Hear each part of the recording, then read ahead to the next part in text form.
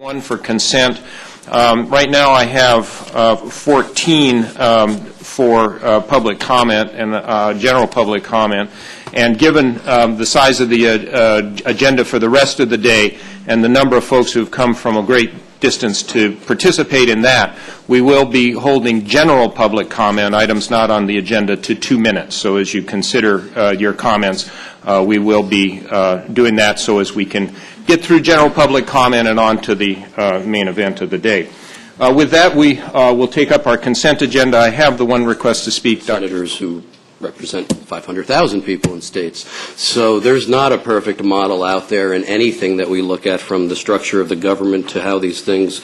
But I think if we're going to... Thank you, Dr. Haidt. Ms. Dawson, followed by Lori Alexiev.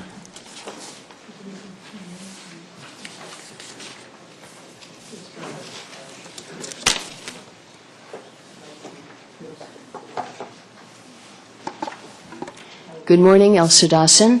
On June 21st, 2013, the Central Coast Resilient Committee's Symposium was held in Santa Barbara.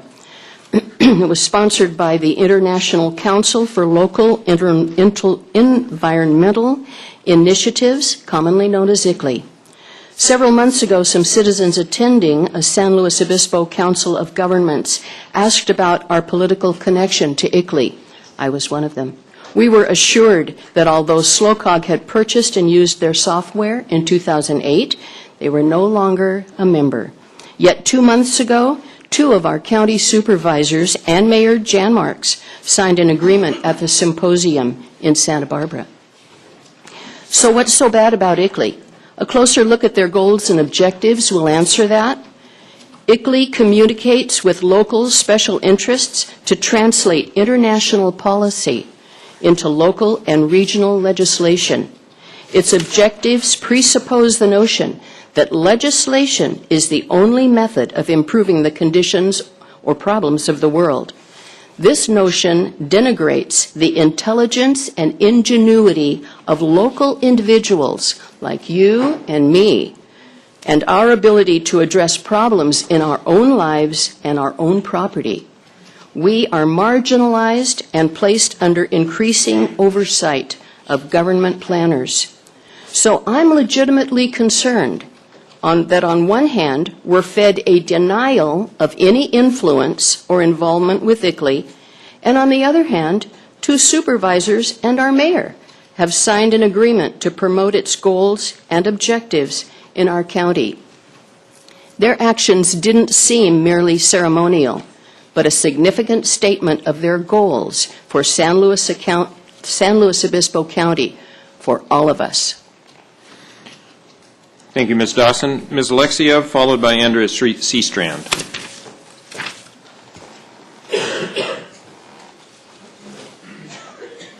Seastrand, if you're ready to go, would you? Surely. Would you go, and we'll get Ms. Alexiev up. Well, as a citizen of San Luis Obispo County, I am requesting that the Resilient Communities for America Agreement be agendized for a future hearing before this body.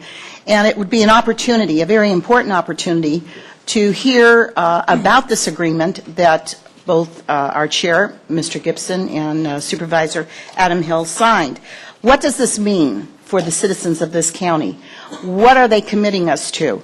And so I think it would be an easy thing to do, and I'm just asking, again, that we agendize this important agreement to be heard by everybody. Thank you. Thank you, Ms. Seastrand. Ms. Alexiev, followed by Eric Greening. Lori Alexiev. I want to discuss about some of the local and more globalist government perspective here, too. Why haven't we heard about these organizations and their plans for us before now? Over the last 20-plus years, politicians have been quietly putting in place, and ICLEI and other non-governmental organizations have infiltrated all levels of local government in the world with prepackaged planning material ready for local government consumption. How easy for staff? Although Congress did not approve it, these policies have been mandated into federal agencies by executive order.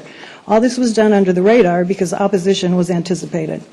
Listen to this quote by J. Gary Lawrence, advisor to the President Clinton's Presidential Commission on Sustainable Development. Quote, participating in a UN-advocated planning process would very likely bring out many who would actively work to defeat any elected official undertaking local Agenda 21. So we will call our process something else. such as comprehensive planning, growth management, smart growth. That is why we now hear more about climate change rather than global warming, and communities are now referred to as resilient rather than sustainable. The names have been changed not to protect the innocent, but to deceive us. Although being promoted and sold as protecting the environment, these globalist scare tactics of finding or creating a crisis and then presenting the solution have more to do with gaining control than caring for Mother Earth. Maurice Strong, author of Sustainable Development and avowed socialist, promotes this attitude. Quote, "Isn't the only hope for the planet that industrialized civilizations collapse?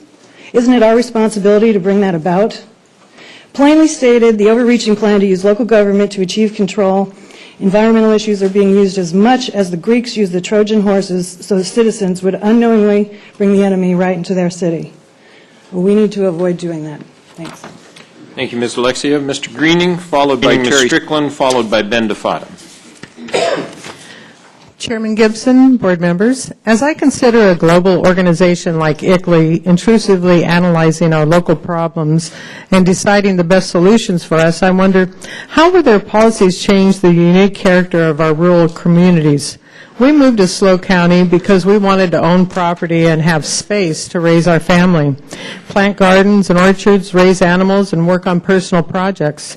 ICLEI's main objectives include moving people off the rural open land areas and into higher density housing in towns and villages, concentrated around transportation hubs with trains and buses. Private property and cars will go away and be heavily restricted, among other aspects of our lives, listed by Maurice Strong, author of Sustainable Development. Quote, "Current lifestyles and consumption patterns of the affluent middle class involving high meat intake, use of fossil fuels, appliances, home and work air conditioning, and suburban housing are not sustainable," end quote.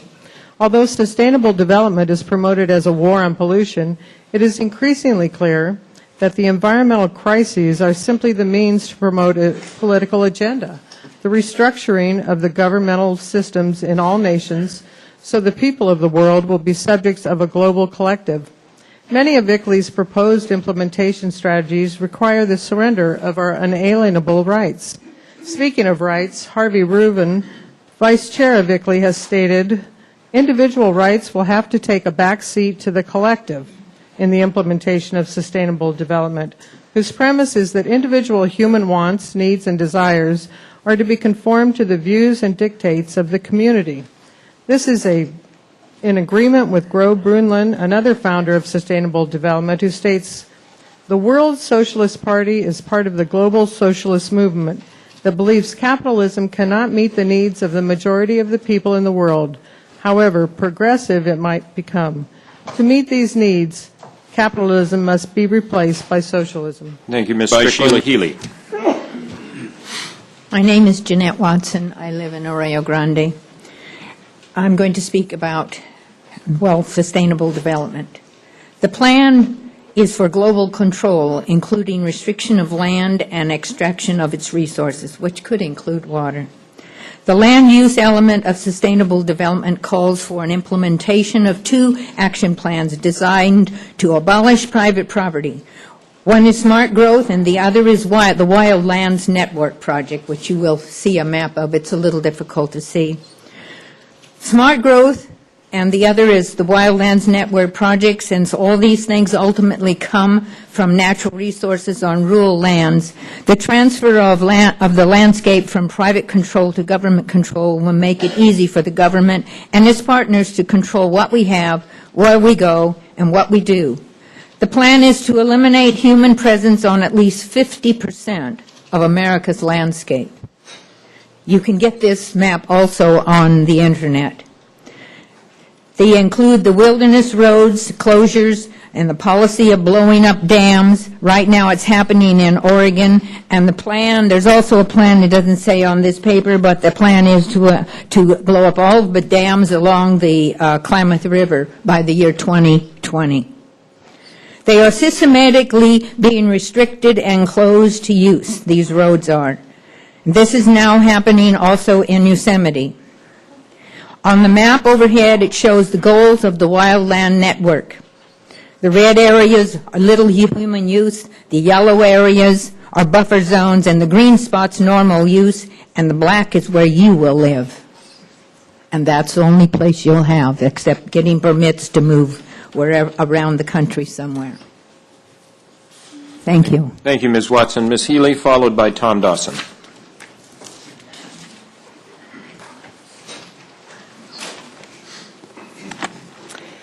Well, Agenda 21 is not a conspiracy theory. I have the document from the United Nations here in my hand. It is 300 pages, 40 chapters of social engineering on how the United Nations want their policies to go from global to local, and the redistribution of wealth does not stop at our borders. The developed countries are supposed to pay for the developing countries for them to achieve sustainable development. That would be you and I and our tax dollars. Agenda 21 is a comprehensive plan of action to be taken globally, nationally, and locally by organizations of the United Nations system, governments, and major groups in every area in which humans impact the environment. Everybody right here is impacting the environment, breathing in and out today. It came to the United States by Executive Order 12852, which is the President's Council on Sustainable Development, and that was signed in by President Clinton. And we've got here a book. There's the seal. You've got Sustainable America. The foreword to this book is written by Al Gore. Nancy Pelosi was an advocate of Agenda 21 in the very beginning as well. And you can see this on the Internet, on YouTube. She actually endorses it and says that she wants the United States to become a leader in sustainable development from the United Nations Agenda 21. The reason why I bring all that up is because the International Council on Local Environmental Initiatives, ICLEI, now changed its name to Local Governments for Sustainability. They are not government and they are not elected, are actually partners with Agenda 21 for the local Agenda 21 planning guide.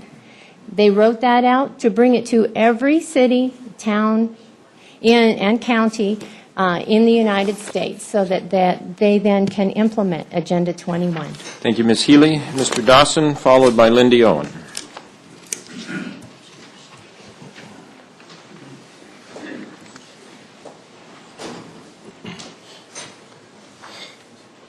Which philosophy, my name is Tom Dawson, which philosophy would you like to live under? Let's compare the UN and the United States view of individual rights. The UN Declaration of Human Rights says that the purpose of government is to control the individual for the greater good of a global community. Rights and freedoms may in no case be exercised contrary to the purposes and principles of the United Nations. In short, it's the government that grants, restricts, or withdraws your rights according to its needs. You and the product of your labor belong to the community. In direct contrast, the U.S. Declaration of Independence states that the purpose of government is to protect the natural or unalienable rights of each individual, that all men are created equal, and that they are endowed by their Creator with certain unalienable rights. The philosophy of our government is that you were born with rights. Government exists to protect them. You and the product of your labor belong to you. Sustainable development political agenda originated in the founding documents of the UN. In order for progress to be made in implementing sustainable development, in the U.S., unalienable rights, such as the rights of private property, must be eroded, attacked, struck down altogether. The UN Sustainable Development Agenda 21 manual states that private property has to be removed from the hands of individuals because it concentrates too much wealth in the hands of a few. Therefore, property must be put into the hands of the collective. Of course, one of the best ways to control land is by controlling its natural resources. Thank you. Thank you, Mr. Dawson. Ms. Owen, followed by Richard Margetson.